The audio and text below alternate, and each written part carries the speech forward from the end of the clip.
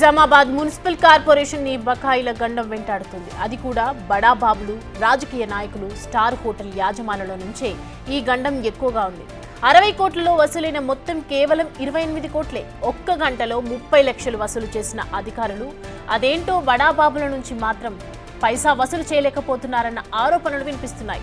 ఆర్మూర్లో ఒక ఇంటి ముందు ధర్నా చేసి మరీ ఒత్తిడి చేస్తున్న అధికారులు బడాబాబులు, రాజకీయ లీడర్ల నుంచి మాత్రం ఎలాంటి వసూళ్లను చేయలేకపోతున్నారు.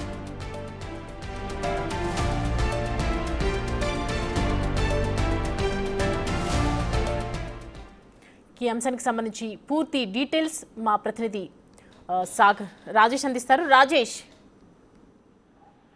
నిజామాబాద్ ఉమ్మడి జిల్లాకు సంబంధించి ఆస్తి పన్ను కట్టాల్సిన ఎవరైతే యజమానులు ఉన్నారో వాళ్ళు గత చాలా సంవత్సరాలుగా ఆస్తి పన్ను కట్టకుండా ఎగ్గొడుతున్నారు. దీంతో మున్సిపల్ అధికారులు కొత్త రకం చర్యలు స్టార్ట్ చేశారని చెప్పుకోవచ్చు. అందుకు స్పెషల్ టీం ఏర్పాటు చేసి ఆస్తి పన్ను కట్టించేందుకు వాళ్ళు ప్రయత్నం చేస్తున్నారు. ఆస్తి పన్ను బకాయిలు రోజు రోజుకు పెరిగిపోతున్నాయి. కొంత బడాబాబులు ఏళ్లుగా చెల్లించడం లేదు.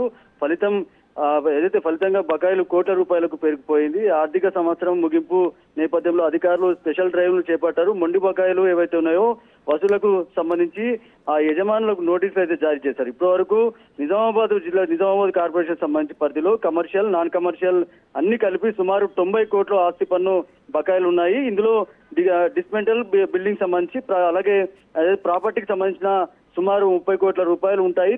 అందుకు గాను మిగతా 60 కోట్లు ఏవైతే ఉన్నాయో ఇప్పటి వరకు సుమారు 28 కోట్లు వసూలు చేశారు. మిగతా వాటి కోసం గత 10 రోజులుగా మున్సిపల్ సిబ్బంది ప్రత్యేక డ్రైవ్లు చేపట్టారు.